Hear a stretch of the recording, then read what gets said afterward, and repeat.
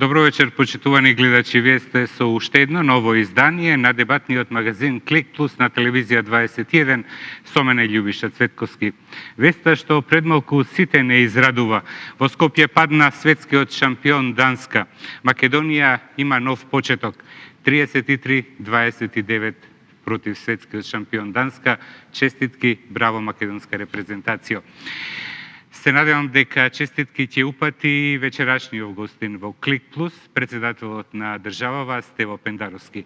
Добро вечер, председателе, и честитки нека за репрезентација. Честито некој, јас се надевам дека тоа нема да биде единствената позитивна вест во ова што ќе го разговараме вечерва. Да, вечерашниот Клик Плюс го насловивме каква ќе биде македонската пролет.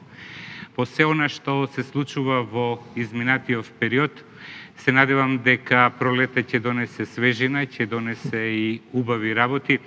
Дотолку повеќе што точно една година како светот се соочува со досега најголемата светска здравствена пандемија, со коронавирусот. Целосно голем дел земји прогласија локдаун. Живеевме како што живеевме со полициски часови, во воредна кризна состојба. Жртвите се бројат во илјади, инфицираните во милиони. Здравствените власти во многу држави, па и кај нас, се на колена, болничките капацитети се преполни. Спасот сите го гледаме во вакцината. Вакцината се уште ја нема, но и финансиската помош полека како да ја снемува. Она што попладнево излезе како информација е тоа што Македонија не доби финансиска помош од Европскиот солидарен фонд, бидејќи ненавремено била поднесена апликацијата. Барем така за ТВ21 ни изјавија од Европската комисија. Председателе, ваш коментар? Мислам дека станува збор за малце поинаква фактичка состојба, која барем мене ми е презентирана од нашите официјални органи, значи зборувам за секретаријатот за европски интеграции. Станува збор за процес кој е отворен пролетта, значи пред скоро година дена, да. И имало рок некаде до средината на летото да се аплицира. Да, до 24 јуни минатата година. Со предуслови. Са ние тука треба да, ако веруваме на фактографијата која дава државните органи и институции на нашава земја, веруваме. Ако не, тогаш дајте да ги оспориме. Меѓутоа, ако веруваме, јас им верувам, официјално соопштение имавме од себе вечерва, во кое велат дека постоеле долни прагови за таа така наречена општа штета, која пандемијата е предизвикува на земјата во сите сектори и на централно и на општинско ниво. Че тоа се мери со 0,3 од GDP или во апсолутни бројки, да не ги кажам за поголемите држави, 1,5 милијарди евра, ако би била. Нашиот GDP за 2019, барем со кој баратаат европските и светските финансиски институции, е околу 12,5 милијарди долари. И во тој момент, откако биле собрани апликациите за направената штета од пандемијата и на општинско ниво, значи сите 80 општини и на централно ниво, сите централни институции, било заклучено дека ние сме, да се изразам народски, кратки во тој дел, или ајде во апсолутни бројки да разговараме, значи штетата предпоставена од пандемијата во тој период на сите нивоа требало да биде околу 30 милиони евра. Нешто на 30 милиони евра, ние сме били на 7,5 милиони според пријавената штета и предпоставена проценета штета на општинско и централно ниво, и со тоа не сме се квалификувале ниту да поднесеме апликација. Да. Значи, сакам да појаснам, бидејќи ги видов некои не сите медиски извештаи дека Македонија е извисена и дека тоа е политика на Европската комисија. Сите демек добиле, ние не сме добиле. Ние не сме аплицирале. Да, добиле Србија, Црна Гора, сите добиле, да. Држави, тоа е фонд кој е проширен минатата година и за нечленки. Че не само три се што ги спомнувате кандидати, меѓутоа и други кои не се во тој статус. Зборот ми е не сме аплицирале, бидејќи сме биле, ајде да кажеме са, што не е балкански претпоставувам. Првичните критериуми не сме ги исполниле. Сме биле чест. Значи да, велиме, ние немаме толкава штета за да аплицираме. И са некој од нашите луѓе ќе рече, па другиве стварно ли имале толкава реална штета пријавено и добиле милиони евра. Значи прашањето е дали сакаме да ги фалсификуваме финансиските извештаи, паметиме во нашево обкружување. Хеленската република пред 10-15 години праќаше редовно фалсификувани финансиски извештаи, не кажувајќи колку е нивниот реален долг, и на крајот дојде кај што дојде. Така што зборот ми е, Мислам дека е почесно да пријавиме каква е реалната штета и тоа да го пријавиме, отколку да кажеме штетата, знаете колкава е, дайте ни пари, немаме леп да јадеме. Мислам дека не треба да одиме по тој терк. Ако станува збор за лоша методологија при проценување на штетата, ќе бараме вината кај нашите институции. Меѓутоа до овој момент немаме дека таков во текот на утрешниот ден ќе има подетални информации зошто Македонија не доби од колачот тежок 530 милиони. Ова е интересно да се знае. Според мене тука треба да ја разлачиме работата, да ја диференцираме. Че не станува збор за политичка волја на Европа која не заборава, на Европска унија, еве повторно не заборавија, туку станува збор за аплицирање и ако не си се пријавил на шалтер не можеш да добиеш. Така што ние не сме се пријавиле од овие причини. Не дека некој заборавил да аплицира, меѓутоа на седница на влада и е донесен заклучок сите органи, општински и централни, да одреден рок поднесат извештај. Проценетата штета била таа. И таа била неколкократно подолу од минимумот за да се пријави. За да се пријави, за да се аплицира, за да се добијат. Тоа е образложението на секретаријатот. Добро, ќе видиме во текот на утрешниот и деновите што следуваат, секако дали можеби виновникот ќе се бара кај претходниот вице-премиер за европски прашања или кај актуелни. Ако е ваква ситуацијата, како што јас сега ја опишувам, а јас се потпирам во ова што го кажувам на информации од секретаријатот и од владата, значи ако е ваква, нема виновник. Во суштина. Ние сме биле честни и сме пријавиле штета реална или претпоставена, која била далеку под минимумот кој тие го бара. Мислам дека не би требало да бараме да се заморуваме со тоа. Евентуално велам ако е направена методологија со која сета штета претпоставена или реална во тој момент не е калкулирана. Да, може би допуштам. Во прашање. Она што последниве неколку денови крена голема прашина е изнесувањето на дел од кореспонденцијата на министерот Филипче, а ги пренесе италијанскиот весник Лаверита, кој добро знаеме кои се информации лиферуваше и беа пренесувани тука кај нас во јавноста околу наводен скандал околу набавката на кинеската вакцина и кореспонденцијата со Синофарм. Кои се вашите информации, председателе? Има ли вакво нешто? Моите информации се оние кои ги добиваме од медиумите, не повеќе од тоа, бидејќи јас не сум надлежен да ја барам кореспонденцијата на министерот за здравство и тоа министерство со било кого во овој процес на барање на вакцини.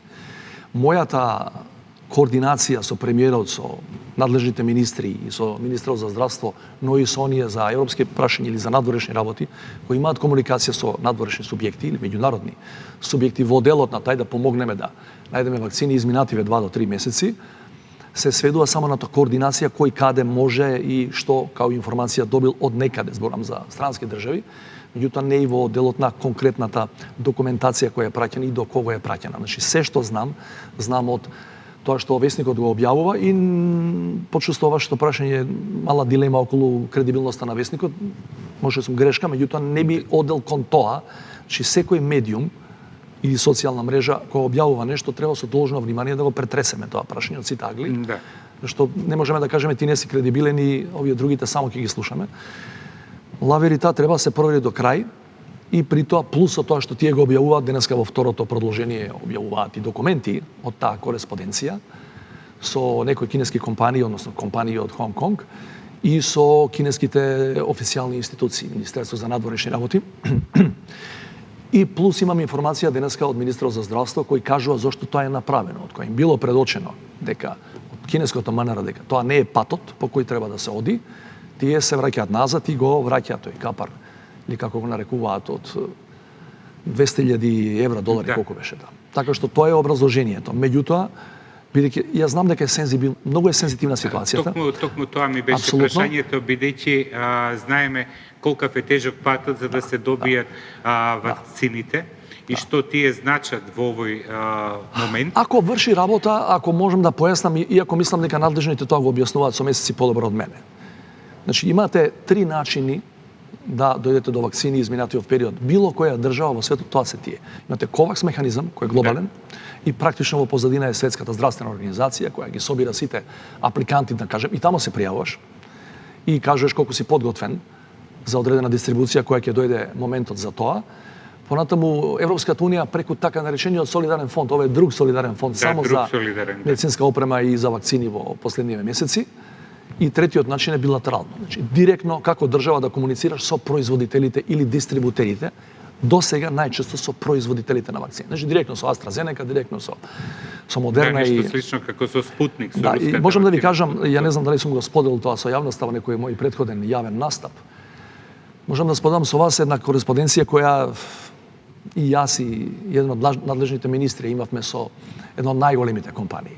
Може би најголема во моментов, Pfizer, пред Нова година, се вака скратено кажано, кога директно се обративме во седиштето на таа корпорација во Бостон, ни беше речено од прилика дека не праша која е големината на потенцијалниот пазар и на потенцијалните консументи. И кога кажаме дека сме се на се, по старите пописи 2 милиони луѓе, од тоа сме толку малолетни, толку полнолетни, пута 2 како оди сега во делот на таа вакцина конкретно. И разговорот брзо заврши. Бидејќи рекоа, во овој момент имаме неверојатна навалица на држави, огромни со стотици, со милиарди луѓе, потенцијални купувачи и консументи, така што во овој момент, вели, деловната политика на фирмата, тој момент, пред Нова година, на тоа ниво со кој разговаравме, беше прилично високо менеджерско ниво, не е да разговара со држави кои имаат помалку од 2 милиони жители. Во делот на другите два механизми, ковакс механизмот, за жал, затоа што е веројатно гломазен и затоа што има околу 180 земји партиципиенти, потврли. Да, на неколку пати реагираше остро до производителите и самата фон дер Лајен. Тоа е за Европскиот солидарен фонд. Да. Значи, со Европскиот солидарен фонд се случи истата работа.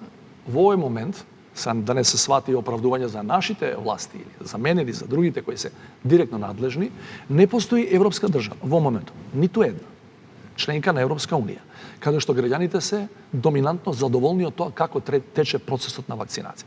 Не се задоволни. Че може да замислите, денеска имав Савајдето прилика да ги примам акредитивните писма на новиот канадски амбасадор, кој не покрива од Белград. Замислите, државата која е Г7, седмите најсилни економија на светот, че е екстремно богата. Само човекот од кај што доаѓа, значи неговото Министерство за надворешни работи, само МНР на Канада има 7 милиарди долари буџет. Вели, ние до овој момент имаме само 4% вакцинирани луѓе. И нашите луѓе се незадоволни. Иако имаме партиципирано и во развојот на вакцината, и дури и во AstraZeneca мислам дека има 1% на собственичка структура која е канадска, вели не сме задоволни затоа што луѓето со право гледат, например, преку граница во Америка, што е процентот неколкократно поголем. Или, например, најголемите европски држави, Германија и Франција, во многу заостануваат на Србија, која не е членка на Европска унија. Да. Така што, без да се правдаме, за жал, и тоа мораме да го кажеме отворено, сосема независно што јас сум сега во официјален капацитет на представник, председател на една држава, дека малите држави, на грбот на малите држави, оваа криза и на почетокот и на крајот се скрши најмногу, бидејќи богатите, да не кажам се поитрите, поумешните, меѓутоа побогатите, многу побрзо и полесно дојдоа до вакцина. Освен со Pfizer, зашто рековте, се побарали помош во комуникација по одредени дипломатски канали од вас и за добивање на други вакцини? Јас го реков тоа. Значи, побаравме, не би сакал да ги набројувам луѓето, моите колеги, тоа е некаков джентлменски договор дека за тие работи не би требало јавно да збори, бидејќи тие ќе имаат проблеми во нивната јавност ако се спомнуваат тие работи. Јас разговарав со 8 председатели на земји членки на Европската унија. И од сите ми беше предочена таа иста реченица. Ние баравме, да не кажам се која држава, вели точно првата квота требаше да биде 100.000 дози, дојавме 20.000. И не можеме на ниеден начин на нашето јавно мислење да му објасниме дека треба да извезуваме било каде. Тие велат прво нашите граѓани, па се друго. И Европската унија не постои земја членка која е близу Израел, да речем. Нема ни близу Србија, камоли близу Израел. И вели како да извезуваме. Јавното мислење беше против тоа. Значи, еве да ви спомнам една, ако е тоа куриозитет, значи пред околу 2 месеци, прашувате секаде, ја не би сакал да ја карикирам ова реченица која премиерот Заев ја кажува за МИ-6, например. Меѓутоа, факт е дека се јавувавме секаде каде што можеме. И по служби, и по држави, и по бивши дипломати, и по сегашни дипломати, и така натаму. Надвор од она што е на власт некаде, тие што ги знаеме на нас за 20-30 години, зависи кој колку е возрастен и колку има видено и чуено во животот, секаде во еден момент преку преку некои извори наши во странство добивме информација дека нашиот единствен жив Нобеловец, нашата земја, има двајца Нобеловци, мајка Тереза и Ферид Мурат, дека е во бордот на Pfizer. Дојдовме до него, разговаравме со него, да помогне некако. И тој неупати се разбира на првите луѓе таму. Ова што е моje сознание за државите кои се најуспешни или прилично успешни воопшто во светот зборам, е дека практично сите тие ги користеле и тие, да ги наречам, приватни релации. Не само официјално писмо од едно министерство до друго министерство. Во овој контекст, само да подсетам на една изјава неодамна дадена на израелскиот премиер Нетањаху, кој вели: му благодарам на CEO-то, главниот на Pfizer, неговото име е Бурла, кој е евреин, и на кој е роден во Солун, в првите 34 години своји живеел таму, подосна отишла во Америка и направил голема кариера. Вели му благодарам што не ги заборави своите еврејски корени и му помогна на својот еврејски народ. И тоа се тој тип на комуникација кој приватните се има користено и на крај велам повторно поголемите се нормално поуспешни од нас. Дури докажани пријатели, земји членки на Европската унија, докажани пријатели на Северна Македонија, не може да помогнат. Како председател и како татко на нацијата, како сте задоволни од досегашното справување со пандемијата? Еве, од вчера почна нов полициски час, веќе за некоја минута ќе почне од 22 до 5 часот. Колку овој нов полициски час може да ја намали бројката, бидејќи последниве денови бројката на ново инфицирани е повторно загрижувачка? Оди нагоре. Знаете, во тој дел, независно што сум ја председател или некој друг на некоја функција во моментов, ние не сме експерти во таа област и апелирам до целото граѓанство да ги слушаме оние кои се експерти во областа. Конкретно за последна мерка за полицискиот час. Мислам дека прилично релевантно е размислувањето на професорот Даниловски, кој објаснува зошто од 22 до 5, вели работат јавните овие, рестораните работат 21 часот и подосна за младиве и другиве да не се собираат надворот. Рестораните бидејќи малку кој ќе легне да спие во 9-9:30, така е објаснува, вели дека има целосна логика во тоа.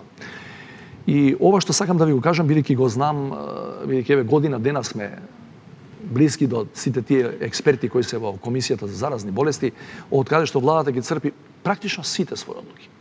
Значи, ако некој мисли дека министерот за здравство или министерот за внатрешни или председателот, премиерот диктира дали ќе има полициски час од 9, од 10, до 2, до 3, до 5, се лаже. Значи, можеби некој пат некоја мерка предложена од комисијата е одбиена или е редуцирана според опфатот и време трајањето. Меѓутоа, тоа што тие го предлагаат политичките фактори до сега, клучните работи, зборам и протоколи ги прифаќаат безрезервно. Ако тие тамо собрани, тоа не се тамо политички личности тамо, зборам за јадрото на таа комисија, која има на 20 члена, во кој има и директори именувани од овие што се на власт, меѓутоа има и експерти кои се признати и познати и кои немаат партиска афилијација. Тоа ви гарантирам. Дека ако тие велат дека има логика ова да се направи, мислам дека треба да се следи тоа. И мене ми е совршено јасно. Мене како на граѓанин да ми кажете повторно политички час. И да кажем еден интересен детал. На 17 или 18 март минатата година, точно недолава, другава правиме година дена, јас потпишав за прва воредна состојба. Да. Неколку дена пред тоа, ја мислам дека е 13 март, отприлика 5 дена пред да воведеме и полициски часови и воредна состојба, ја на пресконференција во кабинетот. Пред сите новинари ме прашуваат, вели, што мислите, некои држави почнаа со полициски час. Тоа ми звучи грубо, полициски час како едно време за време окупацијата. И ја велам, не би сакал да одам толку далеку, не верувам во тоа. Ја не верував 5 дена пред да мораме да го воведеме. Таа рестрикција во движење на луѓето. Да, но година дена потоа сметате дека е оправдано воведувањето? Љубиша, мислам дека е оправдано. Значи се потпираме прво на она што експертите го велат. Еве да видиме сега, значи се ова што го кажам, има предходно одговорот на твоето прашање. Не е дека ги правдам ја Венко Филипче, Зоран Заев, себе, тебе, не. Значи, кај што има одговорност, ќе бараме одговорност. Меѓутоа, дали ми се верува? Година дена од кога почна пандемијата, прилично добростоечки европски држави, како што се Чешка и Словачка, побогати од нас, далеку поорганизирани, долги години членки на Европска унија и на НАТО, дека извезуваат, да кажам најгрубо, така, пациенти во На другите лекување земји во други членки. земји. Вчера видов изјави на Пленковиќ во Хрватска, вели ние сме подготвени известна бројка пациенти да прифатиме од Словачка. Дали ви се верува? Значи, многу тешко светот излегува на крај со оваа пандемија. И се разбира легитимно и не само барањето на опозицијата, на граѓаните да бараат оставки од секој од нас. Со аргументи се разбира и нема бегање од тие дебати. Меѓутоа ви кажам, вирусот ден денеска е победник во однос на светот. Да, но дали ќе биде победник народот, оној кој даде глас за формирање на собранието и гласање на пратениците на последните парламентарни вонредни избори, бидејќи се добива впечатокот, може да се согласите или да полемизираме околу тоа, општа е констатацијата дека последниот период собранието е нефункционално. Зошто, председателе? Што се случува?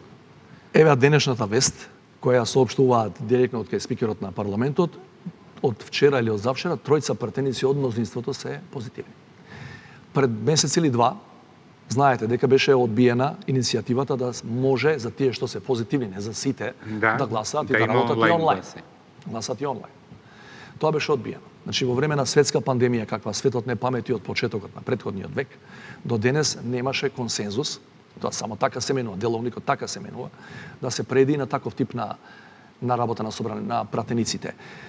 Поинаку не можеме да видам како. Знаете, таа е една тема која е верглана прилично често и треба да биде дебатирана во нашата јавност околу така нареченото тенко мнозинство.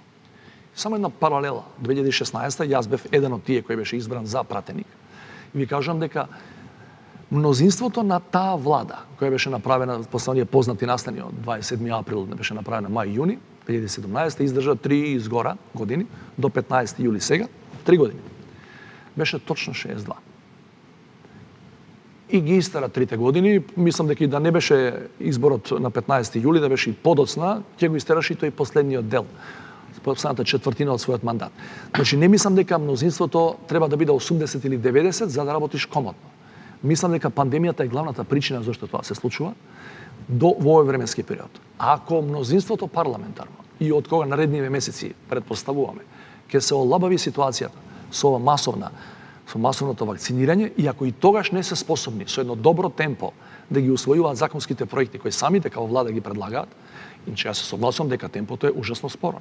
Дилеми околу тоа. Да. Ако и после олабавување и на овие сите мерки и кои ќе нема повеќе позитивни пратеници од мнозинството, ако одат со ова темпо, тогаш значи дека има други, можеби политички причини за лошото работење, за бавното работење на коалиција. Да, но спикерот Талат Џафери ја исклучи можноста за свикување на нова лидерска средба за да се види зошто парламентот е нефункционален. Не исклучи.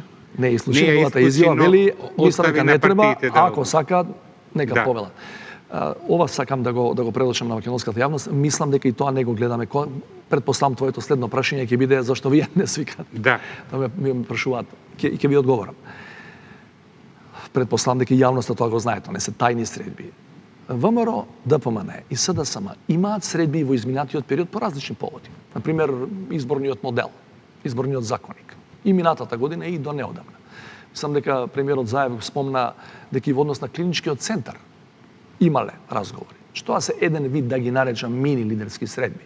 Не во парламентот, толку меѓу двете партии, главната од најголемата од опозиција и најголемата од власт. И биле непродуктивни. Не можеле да се најдат на исто. Прашањето ми е, ако вие, еве јас и ти во директен, во тет-а-тет разговор, не можеме да се договориме дали чашава е половина полна или половина празна, зашто уште двајца, тројца, петмина или председателот ако ги повика по истиот повод, зашто тоа би било успешно. Таа ми е логиката, значи не бегам ни од таа обврска, ако се разбира се согласат сите да дојдат, меѓутоа не мислам дека лидерските средби, постои една мистификација околу таа форма на разговори на политичките лидери, која за жал има земено замав еве над 20 години, дека она што не можеме да го договориме во парламентарните кулуари или во комисиите, па дури во парламентот, неформално меѓу пратениците, во собраниското бифе, ако сакате, тоа може да се реши многу полесно на лидерска средба. Допуштам дека е возможно побрзо интрапартиско или политичко договарање ако има и меѓународен фактор. Тоа го знаем, и рамковен договор, и пржинскиот договор. Ако има странецна маса, веројатно притисокот е поинаков. Меѓутоа, само домашни субјекти на лидерска средба би бил среќен да грешам, не мислам дека тука шансите се големи за успех, а ако ги гледаме дека сега во парламентот пред камери, од директен пренос, се као рогови во вреќе. Да, во контекст ова што споменавте, меѓународно посредништво кај политичките партии, токму од инфективната клиника каде што е сместен лидерот на опозицијата Христијан Мицковски, испратил писмо до некои меѓународни институции за одложување на пописот за октомври. Ама не за лидерска средба. И избори во првата половина на ноември. За избори кога и како јас не сум се произнесувал, меѓутоа сум се произнесувал за пописот. Пописот да се одложи за октомври. Јас го кажав, значи, вие... и не сакам да се свати дека се караме со владата и дека ја наметнам свое мислење, јас тоа го кажав уште пред неколку месеци, ако е тоа варијанта, бидејќи многу од резоните на опозицијата, на некои опозициони партии беше ковидот. Како ќе пуштиш човек, ма каква и да е заштитната опрема, дома да те попишува во затворен простор, тука може да биде кластер. И реков, ако е тоа проблемот, дајте месец-два да одложиме, некаде почетокот на летото, предпоставувајќи дека до тогаш ќе биде значајно редуциран или ограничен вирусот во своето ширење. Се и тоа се покажува како неточно. Не само затоа што доцнат вакцините, веројатно и тоа е фактор.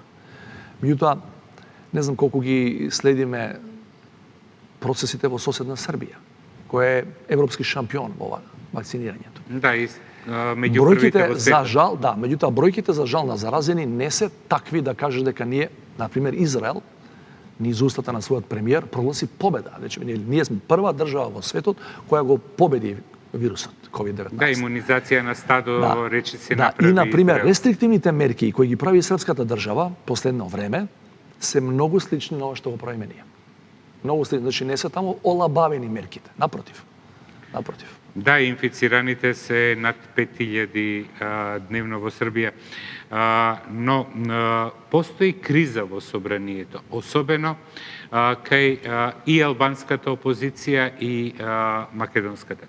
Зборуваме за барањето за одлагање на пописот, условувањето последно на албанската опозиција, најавија дека ќе го блокираат собранието поради законот за државјанство. Кој е вашиот став? За законот за државјанство предложен од албанската опозиција, од Алијанса, Алијанса за албанците и алтернатива, јас се произнесов и колку гледам прилика на фонот на тие аргументи кои јас ги приложив, се движат и другите кои го критикуваат предлогот само или доминантно врз основа на 2 или 3 изјави на сведоци да се добива државјанство. Јас тоа го кажав откако претходно направивме едно мини истражување во рамки на мојот кабинет за тоа каква е европската пракса која не интересира. Ме интересира праксата во Мијанмар или во Северна Кореја. Праксата кажува дека не постои, не само во Европа и пошироко, но Европа сигурно, не постои ниту една држава членка на ЕУ во која вие само со двајца сведоци или тројца сведоци ќе добиете државјанство, туку има редица други. Са критичарите на Европа, во тој дел особено, вела дека се засилува тој антиимигрантски сентимент наспроти сите што се доселуваат, од студенти до бегалци, од кризни зони, и вели Европа полека се претвара во тврдина Европа. Не велам дека тоа не е точно, меѓутоа, децении наназад, пред големата мигрантска криза 15-16, Европа има вакви закони, во кои се, некои од нив се многу ригидни. Значи има еден куп предуслови за да дојдеш до државјанство. Не само да бидеш физички присутен таму. Приходи, семејство, работа, легална се разбира и така натаму.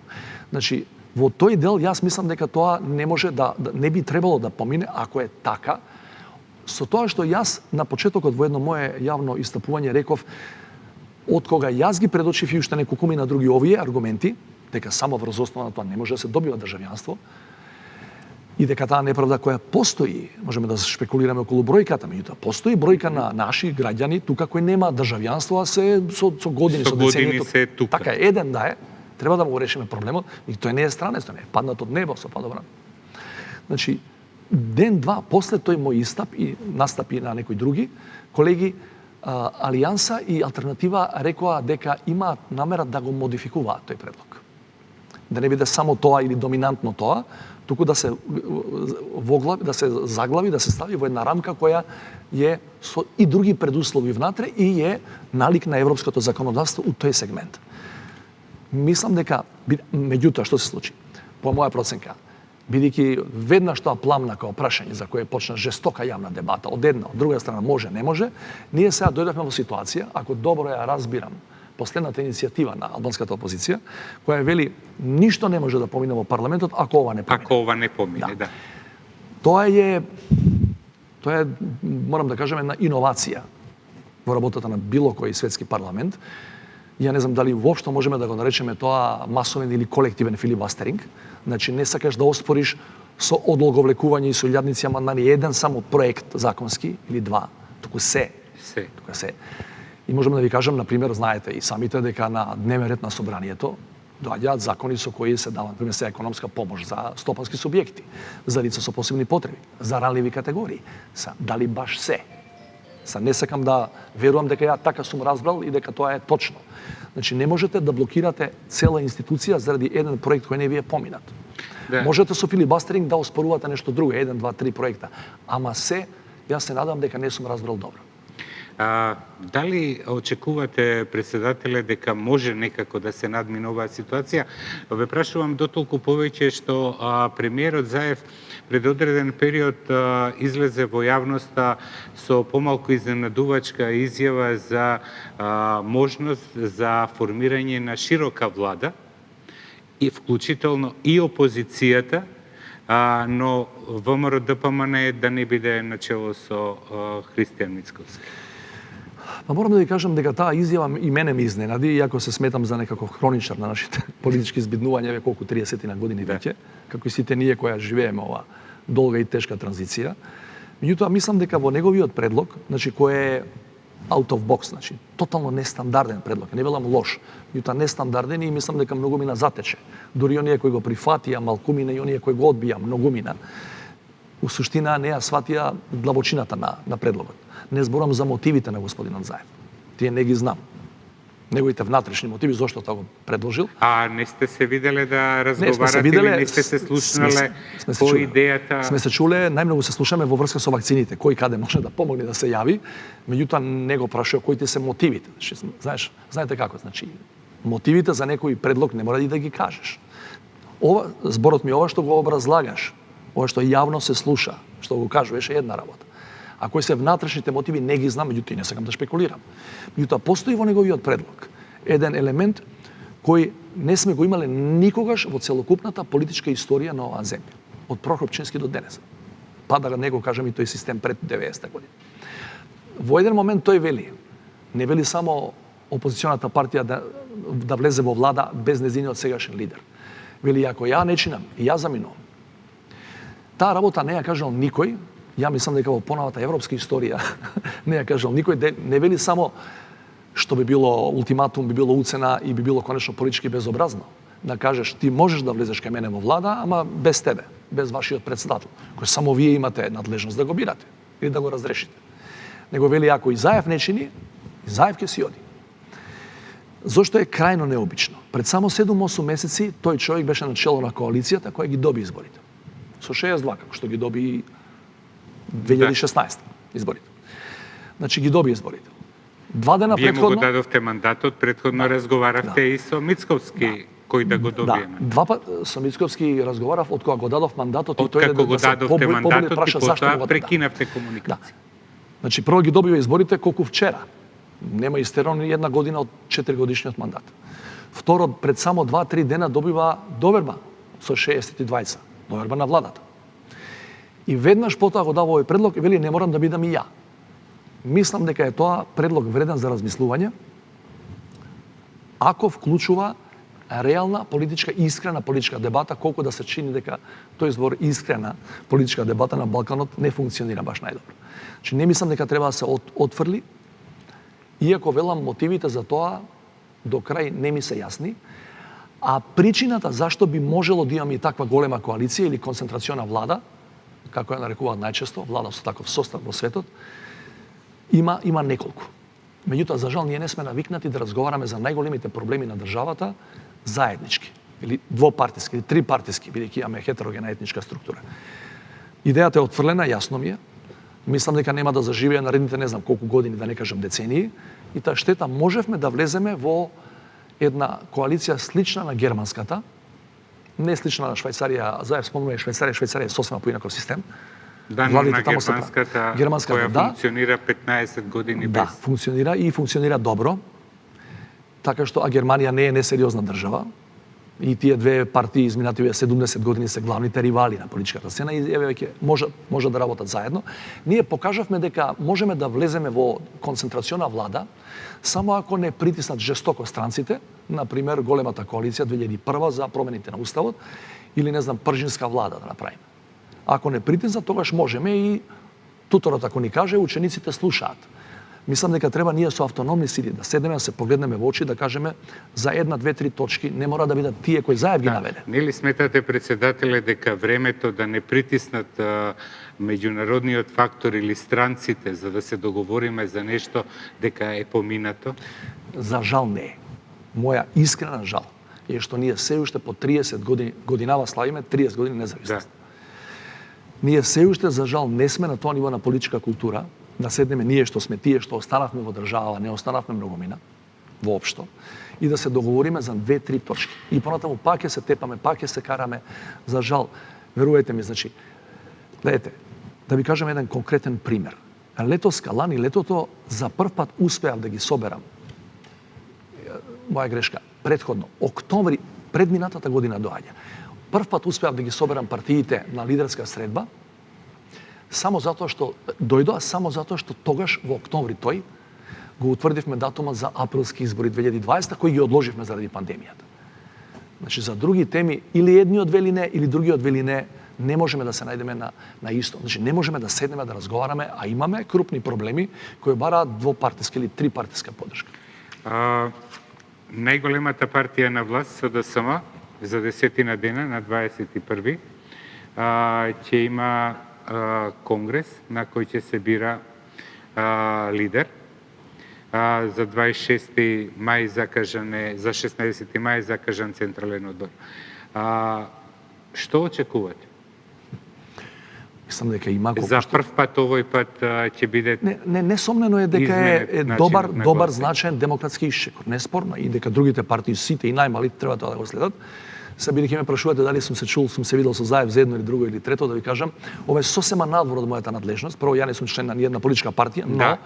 Ќе ве прашам и за сите други политички субјекти, бидејќи добро, не можам ја да дам сега да изиграм авторитет над сите и да им дам лекции, меѓутоа ме прашувате за убаво е да се слушне вашето мислење, иако сте председател, мора да ги следите и внатрешно политичките случувања и во партиите и надвор. Добро, вие ќе прашате, ја ќе ви одговорам, морете сега. Ваше право да прашате, моје право да одговорам како што сакам да одговорам.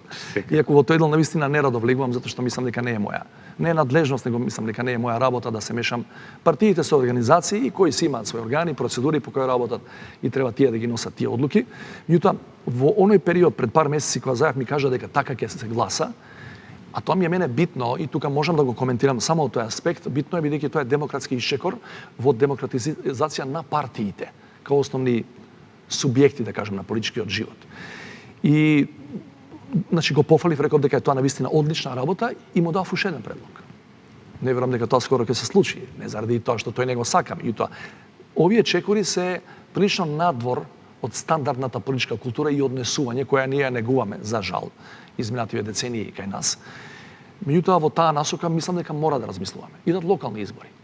Сте слушале сите партии, најмали и најголеми, кои ќе дое време за истакнување кандидати, велат кај го најде Љубиша, кај го најде Стево, за тамо имаше толку подобри луѓе, и му реков зашто не направиш сега направите ажурирање на членство. Направете мини избори на локално ниво, по општинските организации, за тоа кој е најдобриот кандидат. Бидејќи јас и ти не можеме од Скопје да знаеме кој е најдобриот кандидат во Чешиново Брешево. Да. Членовите на таа друга, трета политичка партија тоа најдобро го знаа. Прво, нема те боли глава тебе воопшто, па да мислиш кому се да дадеме предност за кандидатура, и друго, кој е тој што ќе ти рече вие од Скопје ни го наметнавте. Знаете што е многу важно? Експертите и практичарите на демократијата со децении и векови тврдат. Демократијата е најсилна како што се приближува до локалното ниво. Тоа идеално директната демократија. Луѓето да ги прашуваш за се што нив ги интересира во средината во кој живеат, во кој живеат. И најдобро е и партиската демократија да стане што е можно поблиску до граѓаните на општинско ниво, на градско, на селско ниво, а не само некој затворен центар, сосема небитно дали е Бихачка, дали е Белата палата, дали е не знам кој е друго седиште или Мала Речица, од тамо да ви кажат кандидат за градоначалник во Струга ќе биде тој, во Штип ќе биде тој. Тоа покажува дека ако немате демократија во партиите, многу тешко може да зборувате за демократија во државата. За недела дена по изборот и гласањето во СДСМ, иницијативниот одбор или така наречената Мериот коалиција најави конгрес за смена на лидерот на ВМРО-ДПМН Христијан Мицковски. Колку случувањата на оваа група може да влијаат врз на тамошниот политички процес и действување и делување на ВМРО-ДПМН? Не можам да знам. Не можам да коментирам, бидејќи станува збор сепак за внатрешно партиска работа. Значи, прво не може да кажам добро е да биде овој наместо овој или обратно, бидејќи тоа не е моја работа. Значи, луѓето, членовите во секоја партија, вклучително и во СДСМ, најдобро знаат што е за нив најдобро и кој е за нив најдобар. И според нив кој е најдобар. И кој може да ги донесе до победа на локално или на централно ниво. Така што ги следам тие настани као секој од нас што ги следи настаните. Она што е најбитно, без било каква намера и малку да завлезам во тој дел, ќе не е моје да кажувам, мислам дека е значајно ВМРО-ДПМН е као една од најголемите партии во држава 90 до денес да биде сериозна во овој момент опозиција, утре да биде сериозна власт. Сега утре, ако не за утре ќе биде, бидејќи е многу значајно СДСМ, ВМРО-ДПМН, ДУИ, Алијанса, тие 4-5 битни носечки партии, да ги наречам на македонскиот плурализам, да бидат демократски ентитети, да имаат демократски лидери на своето чело, за да можат да се однесуваат демократски и кои ќе бидат на власт, во опозиција да решаваат нешто, да носат демократски политики. Со овој одговор нема ли да ви замерат малите политички партии, бидејќи тие бараат и отворено и поднесоа предлог закон за отворени листи на Знаеш зашто нема да ми замерат? Затоа што пред година и пол бев само месец и пол избран и на нивно барање ги примив, мислам дека едно 7, 8, 9 од тие, така грубо кажам, не сакам да ги делам партиите на мали и големи, бидејќи партиите исто како и луѓето се мали или големи според идеите кои ги протежираат, ги застапуваат, не според бројката на пратеници или на освоени гласови. Но тие така наречени помали политички субјекти беа кај мене, ми ја побараа поддршка за иницијативата која подразбира една изборна единица без изборен праг и отворени или барем полуотворени изборни листи.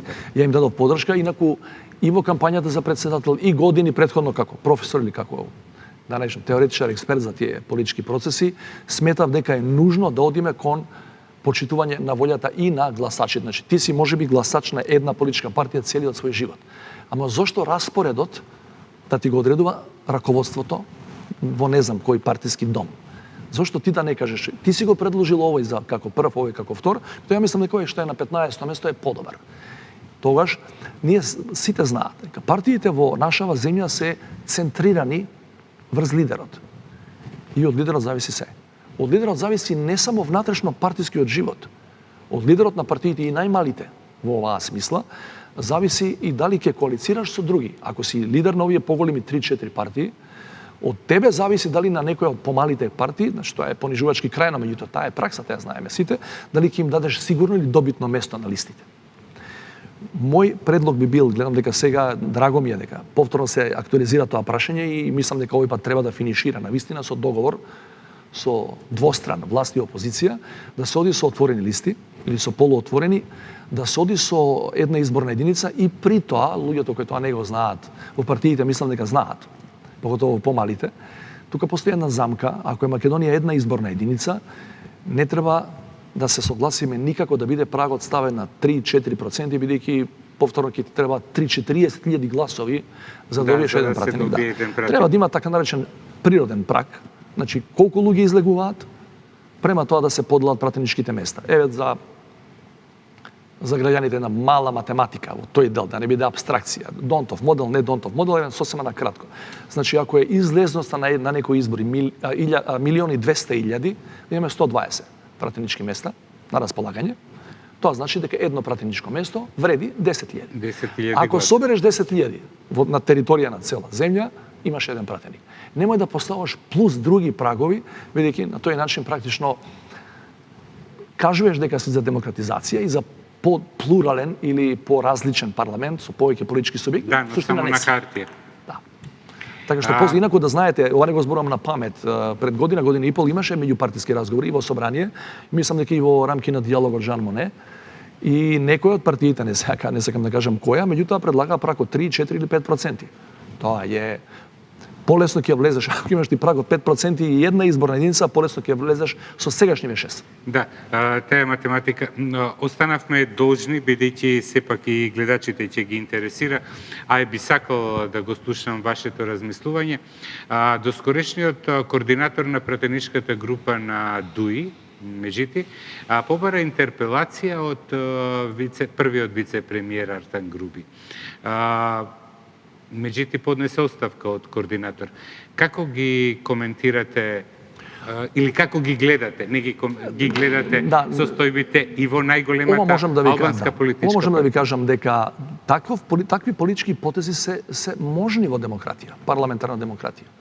Да не се задоволни од некого и тоа се завршува на таков начин што или ти успеваш со интерпелација, со јавно критикување на поделена функција од твојата политичка опција, и ако не успееш да предизвикаш негова оставка и полекување, во конкретен случај дури и извинување за некој лош потек или изјава, во тој случај ти се повлекуваш.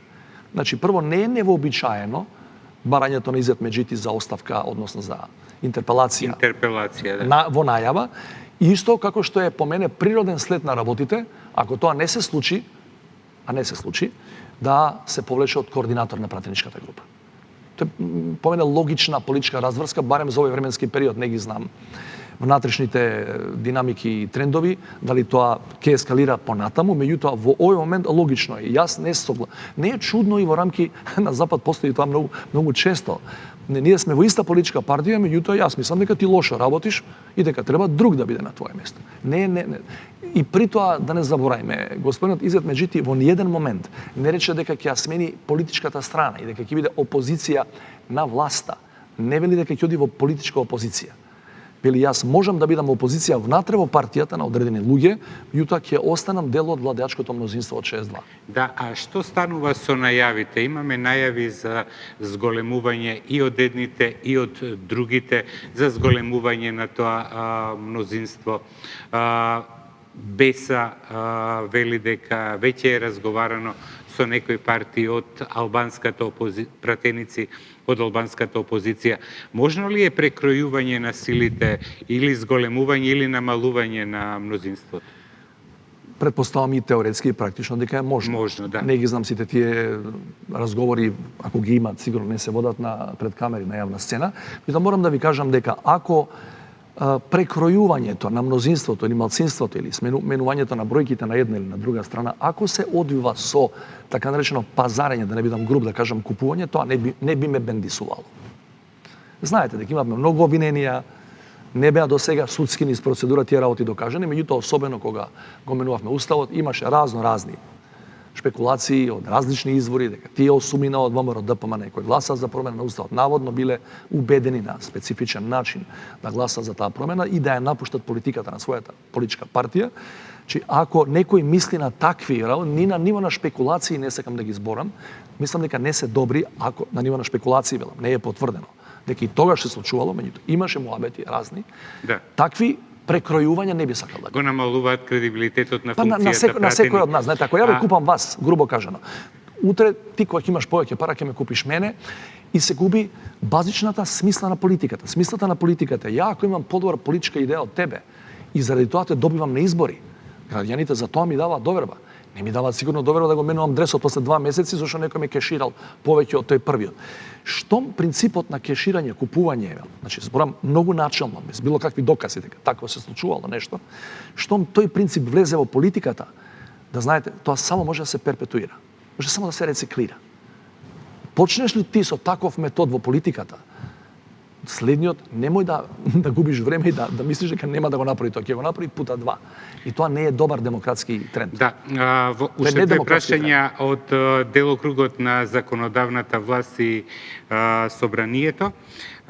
БЕСА, коалициониот партнер на СДСМ, не отстапува од барањето за етничка графа во личните карти. Ставот ваш е јасен, но велат дека ова било ветување дадено од СДСМ уште пред изборите. Како ќе постапиме? Значи, да нема забуна, мојот став нема врска со изборите, со калкулациите пред изборите, а меѓутоа тие калкулации ако се правени за парламентарни избори, не за претседателски. Да, за парламентарни. Или барем ја не знам за таква калкулација, значи немам потреба никому да враќам и да. Значи мојот став е јасен и базиран е на политичката пракса во демократиите во Европа. Ја ви тврдам дека, мислам дека тоа и медиумите го јавија конечно, дека не постои ниту една земја, членка на Европската унија, во која имате етничка припадност во лични карти. Морам да ви кажам дека луѓето од БЕСА ми се пријатели одамна, барем дел од нив. И знам дека ми замерија за овој став. Значи, тие ме поддржа, мојата кандидатура ја поддржа во 2019. Тоа знаете како, вие сте ми драг, меѓутоа вистината ми е подрага. Ја во животот секој пат сум се трудел, во политиката посебно, да се држам до принцип. Ако една Германија нема таква одредба, ако една Франција нема таква, скандинавските држави нема, а сакаме да бидеме како нив, сакаме да бидеме како Северна Кореја, сигурно, тогаш дајте да се однесуваме европски во тој сегмент. И конечно се појавија многу практични примери. Значи, луѓе кои се јавува и кај мене, се јавува по медиуми, што со мешани бракови, што со луѓе кои тоа генерално не го сакаат, просто кажано. Дали е следниот чекор религиозна припадност да се стави, имаше пред 10 на 15 години само во Грција и под неверојатен притисок на Европската унија, грците го извадија тоа, таа религиозна припадност.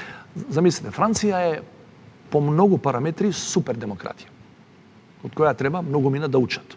Демократија стара 2,5-3 века. Франција ден денеска на попис не смее да ве праша за религиозна припадност. Франција има една значајна бројка на муслиманска популација. Меѓутоа ден денеска не знаат колку точно муслимани живеат на нејзина територија, бидејќи никој не сме да ги праша од страна на државата што си ти по религија. Просто кажано, тоа е забрането. Тоа е интимна сфера на човекот. Исто како и етничката припадност. Ако сакам, ќе ја кажам, ако не, може да напишам празна графа. Значи, мојабетот ми е, дајте конечно да ги оставиме тие пазарења, партиски, меѓупартиски, и да видиме што е навистина европски. Ако се пазариме у наводници за европски стандарди, јас сум прв тука да се испазариме, ама да е европски стандард. Или ако ми кажат дека, например, од 27 земји членки на ЕУ, дека да речеме во 12 има таква пракса или таква одредба. Во ред? Зашто да не размислуваме и ние? Да, тогаш може да се калкулира и да се...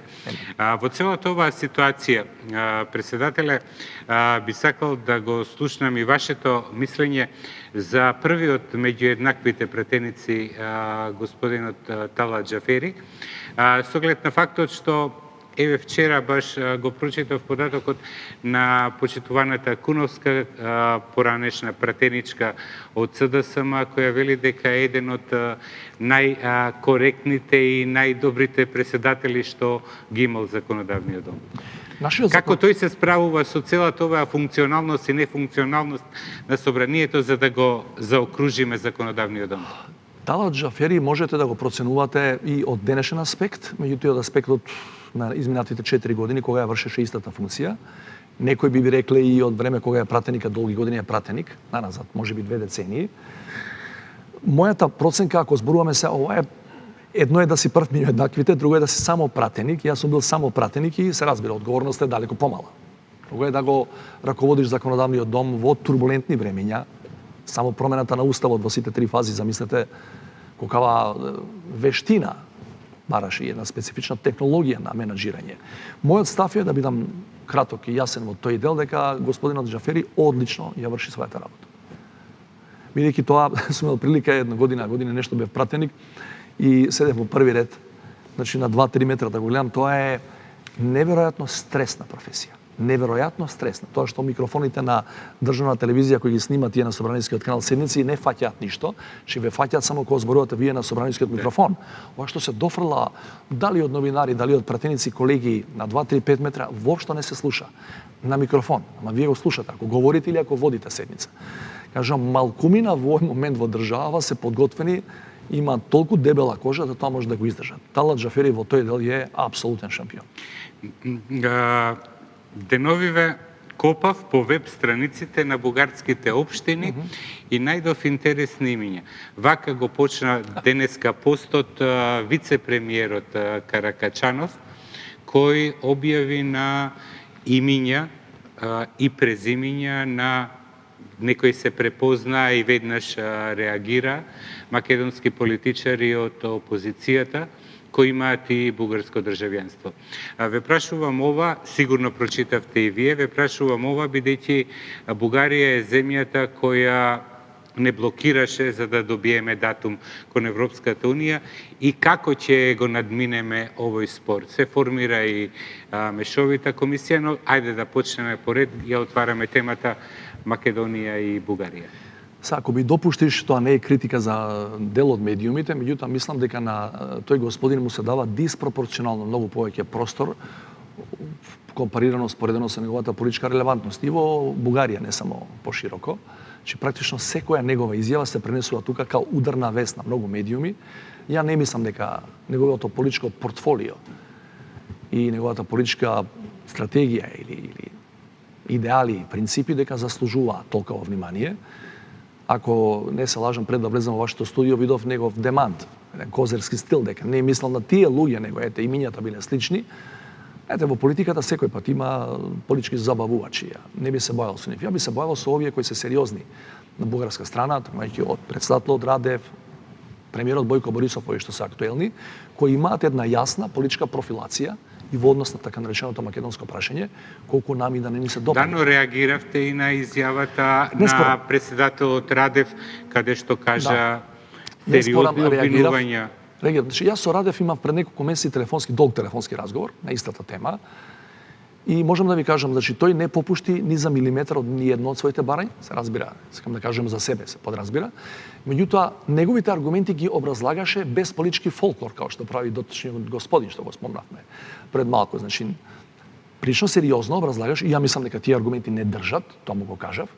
Меѓутоа, таму постои еден политички континуитет со децении. Не сакам да кажам дека има врска само со комунистичката историографија од времето на Живков, меѓутоа неспорно е дека денеска на денешната бугарска политичка сцена практично сите и мали и големи партии, власти и опозиција се обединети околу тие неколку фундаментални ставови кои не попречуваат кон ЕУ, а за кои ние не можеме да преговараме. Зборам за јазик, идентитет до 44-та, пред 44-та. И во тој дел мојот став е дека прво во овој период, додека не завршат изборите во Бугарија на 4-4 за закажани, и особено дека не се формира влада. Значи не само да завршат изборите, вие уште немате влада формирана која ќе биде надлежна за меѓу другото и тоа прашање, а тоа може да биде бугарските рокови колку што ги консултиравме експертите се за правење влада се подолги од нашите. Нашите ги знаете, 20 дена конституирање на собрание после изборите, после тоа 10 дена мандат, 20 дена правење на влада, колку вкупно 50 денови, ните се подолги, и особено ако биде дисперзиран парламентот, може да земе и повеќе време, да не кажам па да се оди на нови избори, но се едно, пред да имаме нова бугарска влада, ние нема да знаеме кој ќе биде министер, премиер, дури и премиер, и други. Каракачанов е само со неколку пратеници во денешната бугарска влада, и гледате, многу е битен, затоа што без тие неколку пратеници паѓа владата на Борисов. Значи, он има диспропорционална сила и влијание во бугарската влада, иако е навидум со мали бројки на пратеници.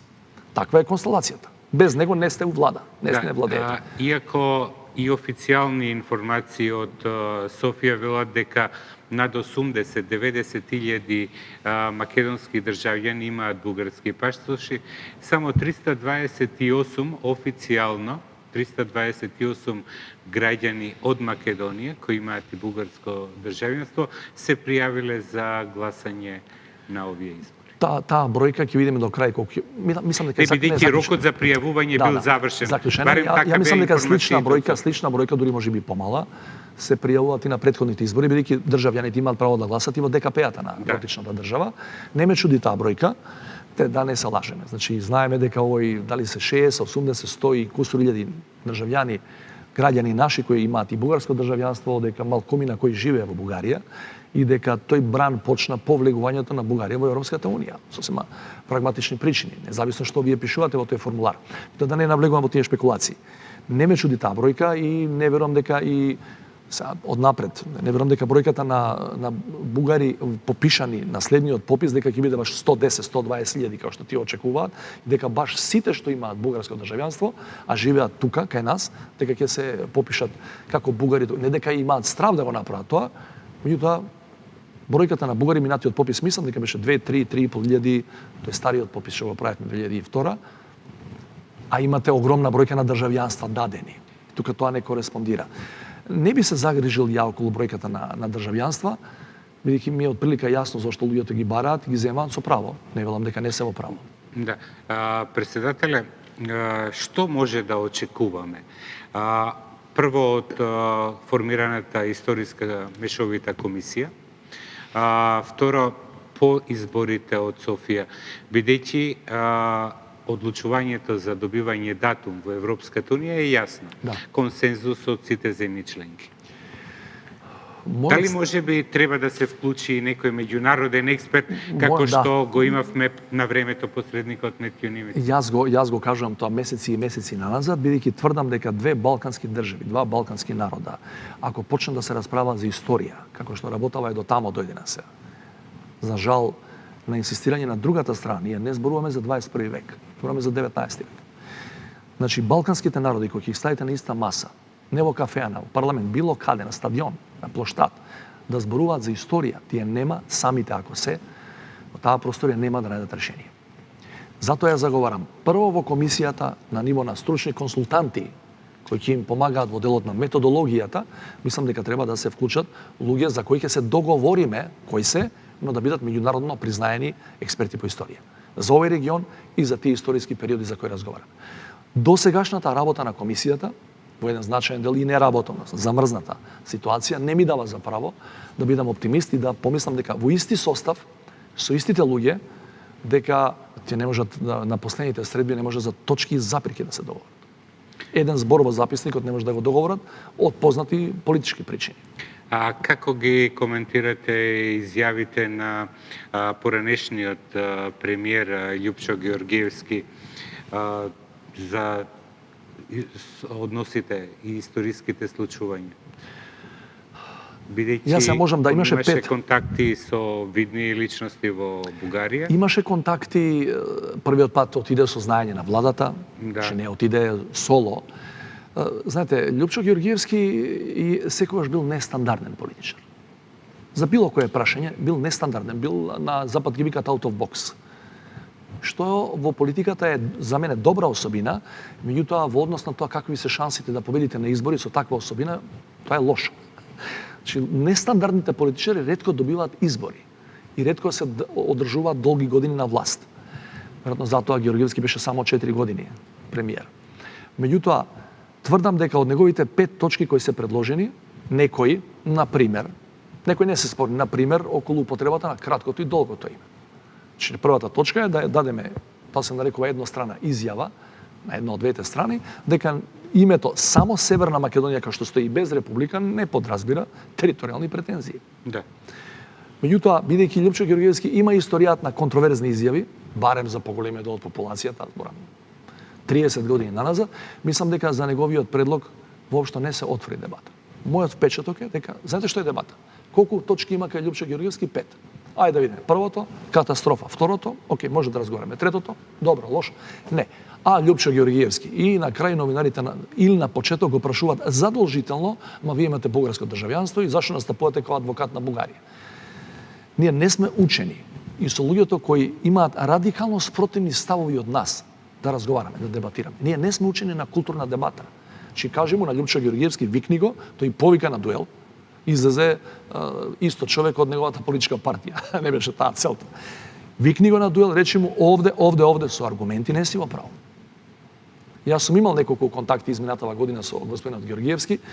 освен она што сум го следел као политичар во кабинетот на Борис Трајковски и на Бранко Цренковски во тоа време, мојот впечаток од разговорите со него за било која тема е дека прифаќа и туѓо мислење ако го убедиш со аргументи. Не тврдоглав, сакам да кажам. Меѓутоа мислам дека во однос на неговиот предложен план од 5 точки во кои има и лоши работи. Не за македонскиот народ. Генерално има работи кои во политиката не пијат вода, така да кажам. Да, ние не разговаравме за тоа. Колку владиниот представник, екс-премиерот Бучковски може да влијае на односите, пеглање на разликите и односите? Еве го мојот став и во однос на Бучковски, кој е долги години на политичка сцена. Значи, Бучковски е се само не е наивен и глуп политичар. Напротив. Бучковски одлично ги познава македонско-бугарските билатерални односи со години назад. Бучковски е одлично етаблиран во Бугарија. Предава долги години на еден од нивните универзитети. Може да се види со секого и да не е специјален представник. Значи, има луѓе, има конекции кои сигурно, не велам дека ќе го решат проблемот, бидејќи тоа е конечно пренесоч на пораки, дека ќе го реши проблемот. Меѓутоа, сигурно нема да биде неговиот ангажман зијан. И што направивме ние од првиот момент кога го назначи владата, за владин представник во тие разговори, за тоа прашање, ние почнавме да зборуваме за Телеком, за тенковски делови и така натаму. Не велам дека тоа не е легитимно. Меѓутоа, не можеш да кажеш дека он имаше некакви нерасчистени афери и затоа не го бива да ги решава проблемите меѓу Македонија и Бугарија. Тоа повторно не е дебата. За мене е дебата ако кажеш дека ти си платен бугарски лобист или ти си пробугарски по сите своји ставови и ти не можеш да бидеш неутрален во таа работа. И тебе не би те пратил да преговараш. Ние не разговараме така за луѓето. Љупчо Ѓорѓиевски, тоа е бугараш од време, бугарофил и така, откачи го. Значи, велам, сите 5 точки кај Љупчо Ѓорѓиевски, да беа катастрофа. Значи, да беа катастрофа. Повторно требаше точка по точка да разговараме, за народот да разбере за што разговараме. Бучковски во стартот, неговата мисија, мислам, прилично ја подкопа генерално јавноста со тоа што зборуваше за каков бил он као премиер. Мислам дека тоа не е вистински начин да дојдеме до разрешница. Иначе овој спор е со сериозни пропорции. Бугарија е членка на Европската унија и има капацитет, не би сакал да мислам во таа насока, меѓутоа неспорно е дека има потенцијал да не држи на страна од интеграциите извесен период, ако ние не ги собереме сите умни глави во земјава, ако не седеме да разговараме, остае ВМРО, СДС, ДУИ, остаги тие работи, луѓе, дајте секој што може да даде идеја или да помогне. Слично како за вакцините. Помагајте, не е битно приватно, државно, служби, бивши, сегашни политичари, помагајте. Да, но колку и земјата председава со Унијата, еве од јуни Словенија, беше и Германија, видовме како се залага за добивање датум за почеток на преговорите, можат некако да ја притиснат Бугарија или да ја сменат ситуацијата Ја не би ја глорификувал улогата на председавач со Европската унија. Значи, да го кажам тоа со поинакви зборови, мојот став е дека Германија може, како велите вие, да притиска или да лобира, да. Западниот Балкан не биде заборавен, да не забораваме и Албанија е тука во пакет некаков со нас, неформален. Германија може да биде еднакво влијателна кон Бугарија, кон било кого во Европа, па и пошироко, и да не е председавач на Европската унија. Со други зборови, Словенија е по сите параметри една од помалите држави во Европа. Додадена вредност на Словенија како председавач е тоа што одлично го познава регионот. Значи, внатре во Европската унија има една прилично солидна дипломатија, има конзистентна државна политика, зборам се години наназад, јас имав серија средби и контакти телефонски со нивниот актуелен председател Пахор. Значи, можам да ви кажам дека од Штајнмајер па се долу па и до Румен Радев, може вака се на телефон да ги добие, што се вели на Запад велат удира многу повеќе од својата категорија. И тие луѓе треба да се користат. Но сепак не верувам дека без двоецот главни машини, да ги наречам, на Европската унија, Франција и Германија, и во позадина Холандија, дека било кој крупен и помалку крупен проблем во Унијата може да биде решен. Значи, не е битно дали си формално сега председавач или не си председавач, Германија е Германија. Председателе, пред самиот крај, кратко на неколку блиц прашања. Станавме земја членка на НАТО. Армијата има позитивни оценки. Но проблем се јавува кај добивањето на безбедносните сертификати. Вие сте меѓу првите кои што имате безбедносен сертификат, но што станува со другите? Имате ли информација? Имам информации за, да ги наречам, генералните рамки на тој процес. Тие сум ги кажувал во јавност, да ги повторам. Значи, кои се генералните рамки? Прво, тоа е долг процес и е континуиран, никош нема да заврши, бидејќи како што ќе доаѓаат нови раководители, не само по служби, по министерства, тие ќе сакаат, НАТО ќе сака да ги провера кои се овие. Значи, еве еден детал да ви кажам, НАТО беше, посебно таа служба која е надлежна за безбедноста во рамки на Алијансата, беше и последниот изминатиот период прилично ангажирана во Црна Гора. Бидејќи во Црна Гора има нова влада, луѓе кои тамо 30 години, знаете, немаше промена на власта. Значи, луѓе кои никогаш не били ни близу до власта. Одеднаш се министри, шефови на служби и така натаму. Битни департменти водат. И НАТО сакаше да се осигура дека таа предпоследна примена членка на Алијансата од 2017 тука не и подготвува некакво изненадување, бидејќи кога си влезен во Алијансата, тоа е премногу сериозна организација и премногу моќна за да се дозволи импровизација од тој тип. Значи, посебен тим на НАТО беше денови и денови присутен таму и разговараше со сите нови функционери и дел од нив и сега влегува во процесот на ветинг, да кажам, грубо. Кај нас тој процес почна минатата година, не заборавајте на 27 сега, овој месец правиме една година членство, што не можеме да го прославиме заради ковидов. Инаку, да не беше пандемијата, првата фаза ќе беше затворена, 100-150-60 луѓе, грубо кажано, од служби, министерства и така натаму. Но треба да знаеме дека некаде 6-7 месец оваа година ние ќе треба да влеземе во втора фаза со нови 50-100, тоа зависи од НАТО, луѓе различни нивоа, различни структури и институции кои ќе треба да бидат безбедносно проверени. Сум ги кажал тие основи да не ја замарам јавноста. Повторно. До овој момент имаме само една минимална бројка од неколкумина одбиени и тоа се главно на пониско ниво во војната хиерархија. И може би утре ќе има некој од повисоко и од највисоко ниво. Меѓутоа, ова сакам посебно да го кажам. Никогаш не би требало јавно да ги ставаме тие луѓе на столбот на срамот, по име, по презиме, бидејќи тие луѓе не се криминалци. Тие луѓе и понатаму ќе останат да работат во тие структури, со тоа што нема да бидат во контакт со класифицирани информации.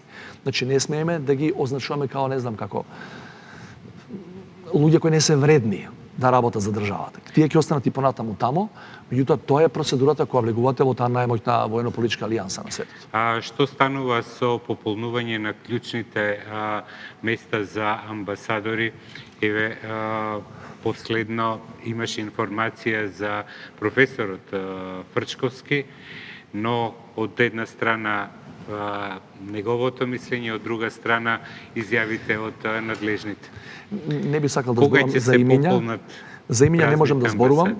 Тука имаше доста шпекулации околу случајот со Фрчковски, меѓутоа ја нема да зборувам од причини што додека тоа не се реши во процедура од државата каде што евентуално треба да оди, дури тогаш можеме да разговараме, до тој момент тоа е дипломатско правило број 1, со тие имиња не смее да се расфрлаат по таблоиди, по медиуми, по традиционални или по социјални мрежи се едно. Моите информации се дека во изминативе пар недели се почетните консултации во рамки на владата за потенцијални кандидати за ова што не е сега упразнето како дипломатски постови. Имаме уште неколку битни дипломатски постови, Вашингтон, Њујорк, Москва и така натаму. Затоа што ја на еден мој разговор со министерот Османи им реков дека пред околу месец и половина му реков дека очекувам сега владата да излезе со своји кандидати и преферирав како што беше мојата стара заложба и со претходникот негов Димитров, бидејќи ја немам своји луѓе тоа. Постоеше едно време една шпекулација, еден муабет дека секој претседател треба да има третина, четвртина, петина своји луѓе. Ја немам своји луѓе. Моите луѓе се оние кои се професионалци во Министерството за надворешни работи. И јас и понатаму сосема независно од квотите кои законот ги определува, инсистирам да бидат и повисоки, односно повеќе луѓе од МНР да бидат присутни. И ќе мислам дека ние доста од партизацијата во многу битни институции. Сметате ли дека во овој процес на предлагање за амбасадори во клучни амбасади потребен е консензус или консултација, можеби и со опозицијата? Љубишам, веројатно си го слушал тој мој стар став, јас сум го кажал и јавно пред многу месеци. Неколку недели бев избран на оваа функција и го дадов тоа преку посредник до најголемата опозициона партија. И реков, 4 позиции би сакал и со вас политички благослов, да кажам, да ги определиме, бидејќи тие се стратешките интереси на државата. Како што ги декларираме, ЕУ, НАТО и така натаму. Значи, тоа се двете позиции во Брисел, Европска унија и НАТО, седиштата, и Њујорк и Вашингтон, особено заради САД, со кој имаме од 2008 имаме и договор за стратешко партнерство.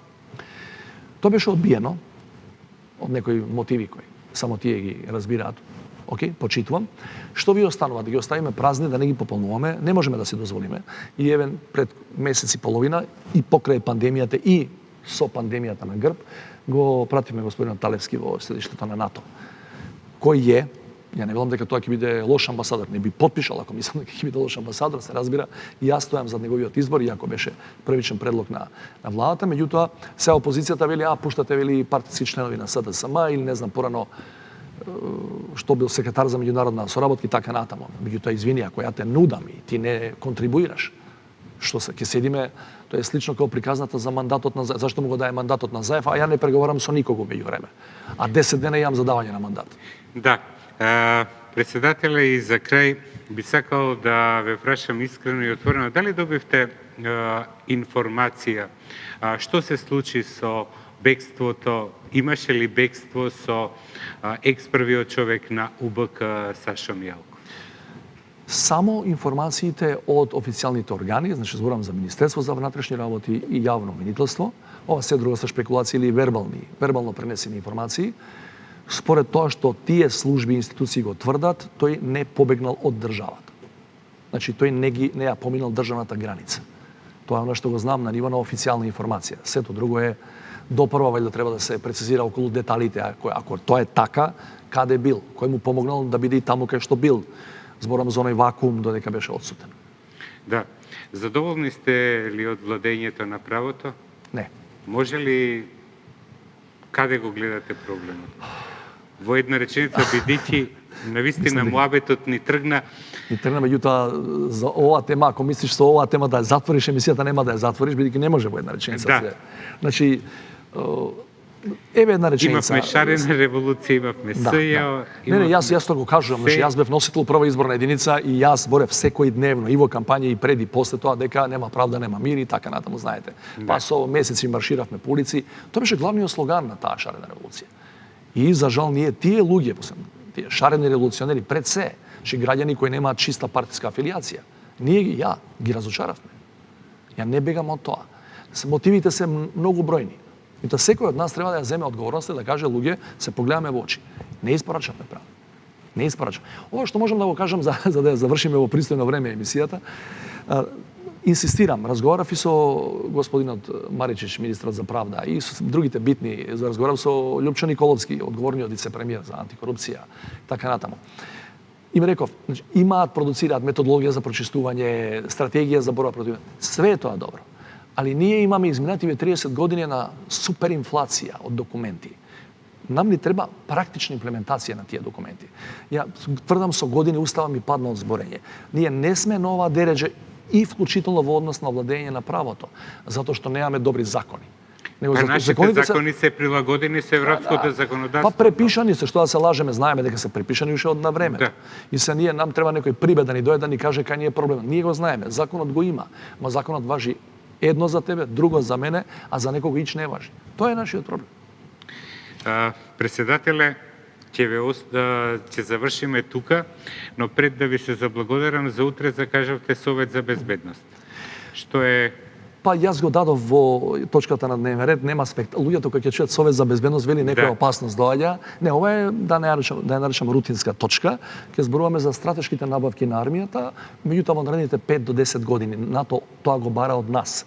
Че ние мораме да кажеме прво колку ќе биде буџетот, бидејќи таму има внатрешни коти ги викаат, колку ќе биде за модернизација, за нова опрема и оружје, колку за обука и така, колку за плати, и ние мораме да прикажеме до 2028 минимум колку пари ќе трошиме за купување на нова опрема или регенерирање на оваа постојната. Во таа насока, сега како членка на НАТО имаме обврска да и на овој еден висок политички форум тоа го продискутираме. Значи нема да има спектакли, меѓутоа тоа ни е обврска и ќе го правиме веројатно као рутинска задача и наредните 2-3, на секој 2-3 месеци, веројатно. Без малку 2 години сте на позицијата председател на државава. Финална оценка како ви помина досегашниот мандат? Останавте многу често дома, не полетавте, не посетивте многу држави, немавте средби со... Заради пандемијата. Само заради пандемијата, ако ви кажам дека фреквенцијата на моите надворешни посети беше над сите први години на претходните председатели, вклучително и на Глигоров. Тогашната прва година негова, која беше сосема друго време и барав меѓународни признанија, значи многу повеќе на бројка, меѓутоа ова со пандемијата практично сите не редуцираше на кабинети и тука тамо нешто. Јас имам еден друг проект кој ми е далеку подрак од моите меѓународни патувања и мислам дека тоа треба да биде стожерот и ќе биде, здравје Боже, на мојата активност наредниве година 2-3. Тоа е така наречениот проект лице во лице со председател. Кога одам по села, по градови, влегувам по куќи на луѓе и разговарам со нив, ги прашам што ги мачи. Тоа не можев да го направам. Имав само 2 излегувања по тој повод во 2 македонски града и тоа беше по саат 2, за жал, бидејќи се друго ќе решат председателот, се предизвика нов ковид кластер и така. Може би ќе дојде времето кога со председател на држава ќе зборуваме за многу клучни стратегиски прашања како што се климатските промени, како што е аерозагадувањето.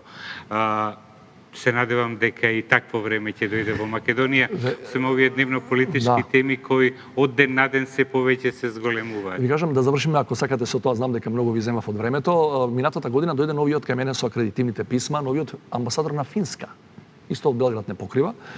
И тој ме прашува мене за нашите приоритети или што се проблемите со кои сега, најголемите со кои се соочувате, а ја го прашувам него кои се проблемите со кои вие се соочувате. И кога почна да набројува кои се нивните најголеми предизвици, вели вештачка интелигенција, климатски промени, не знам колку милиарди долари само на тоа поле, а ја почнам да укажам за меѓуетнички односи, за владење на право. Значи, као да разговараат два човека од 2 различни галаксии, не различни планети. Се надевам дека барем за деценија ќе дојде и тој муабет на дневен ред. Се надевам и побрзо. Задоволство ми беше што бевте гостин во Клик Плюс. Почитувани гостин во Клик Плюс, председателот на државава Стево Пендаровски. Ви посакувам добро здравје и чувајте се. Довидување.